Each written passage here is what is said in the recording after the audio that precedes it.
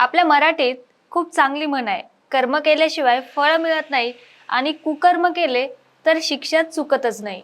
ही म्हण आज महाराष्ट्राच्या राजकारणात पुन्हा एकदा चर्चेत आली आहे. एकनाथ खडसेंचा पाय खोलात अडकलाय. सुमारे 1000 पानांचं आरोपपत्र आणि थेट अजामीनपत्र वॉरंट त्यांच्या विरोधात जारी झाले. राजकारणातील ज्येष्ठ आणि राष्ट्रवादी काँग्रेस शरद पवार गटाचे नेते एकनाथ खडसे व त्यांच्या पत्नी मंदाकिनी खडसे त्यांच्या अडचणीत आणखी वाढल्या असून न्यायालयाने त्यांच्या विरोधात थेट अजामीनपत्र वॉरंट जारी केलं आहे. नेमकं काय आहे प्रकरण, न्यायालयाने असा कठोर निर्णय का घेतला आणि या सगळ्यात अंजली दमानिया यांची भोगा आपल्या कर्माची फळं ही पोस्ट का चर्चेत आली, जाणून घेऊया व्हिडिओच्या माध्यमातून. नमस्कार, मी पूजा आणि तुम्ही बघताय सत्ते पे सत्ता, म्हणजेच थोडक्यात पण महत्वाचं. हे संपूर्ण प्रकरण पुण्यातील भोसरी येथे जमीन खरेदी व्यवहाराशी संबंधित आहे.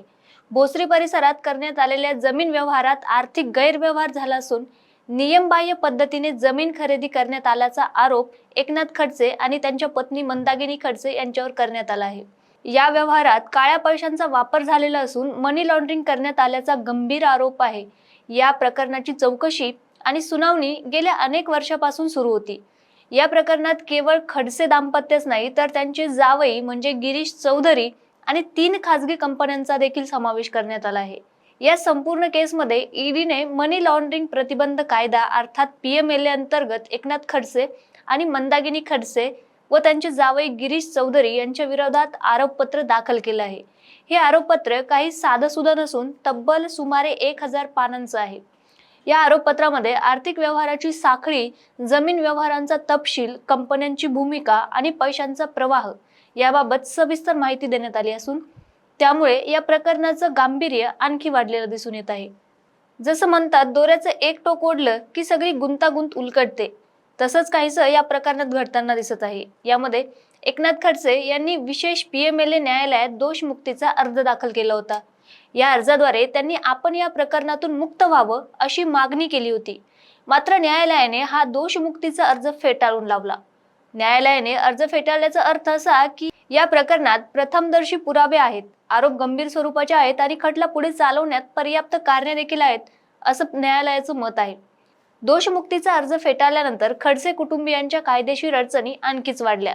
यानंतर या प्रकरणात एक महत्वाचा टप्पा येणार होता, तो म्हणजे आरोप निश्चिती. मात्र या टप्प्यावर एकनाथ खडसे आणि मंदाकिनी खडसे न्यायालयात हजरच राहिले नाहीत. सुनावणीसाठी गैरहजर राहिल्यामुळे सत्र न्यायालयाने याची गंभीर दखल घेतली आणि त्यांच्या विरोधात अजामीनपात्र वॉरंट बजावण्याचे आदेश दिले.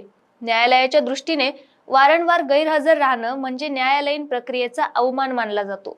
त्यामुळे न्यायालयाने कठोर भूमिका घेतली व थेट अजामीनपत्र वॉरंट जारी केलं.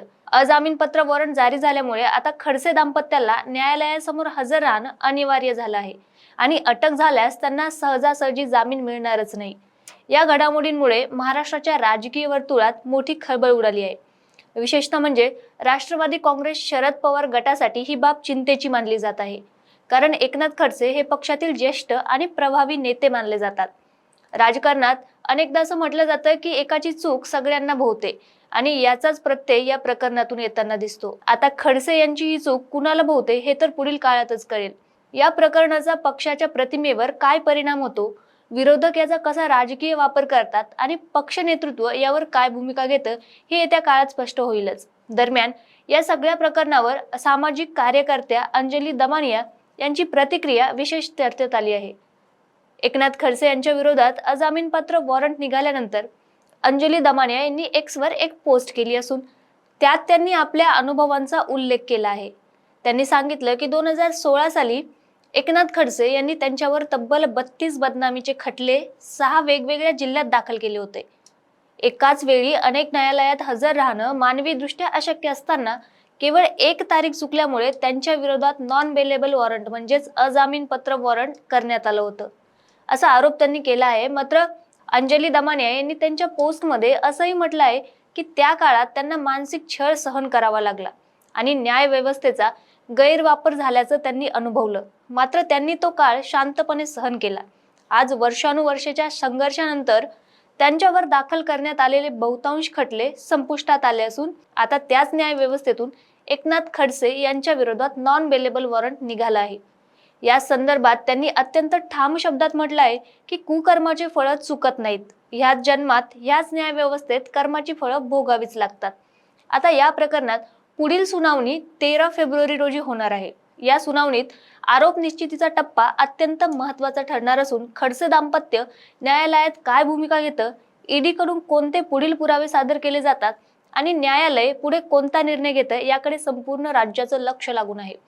खेळ अजून संपलेला नाही, मात्र सामना निर्णायक वळणावर आलेला आहे. तुम्हाला या प्रकरणाबद्दल काय वाटतं?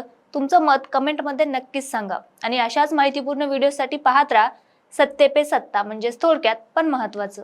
अहो मला सारखा दम लागतोय हो. आज माझा अजिबातच मूड नाहीये. माझ्या हातापायाला मुंग्या येत आहेत. माझं खूप डोकं दुखतंय आज. अहो माझ्या थायरॉइडच्या गोळ्या संपल्या आहेत, लवकर आणून द्या ना.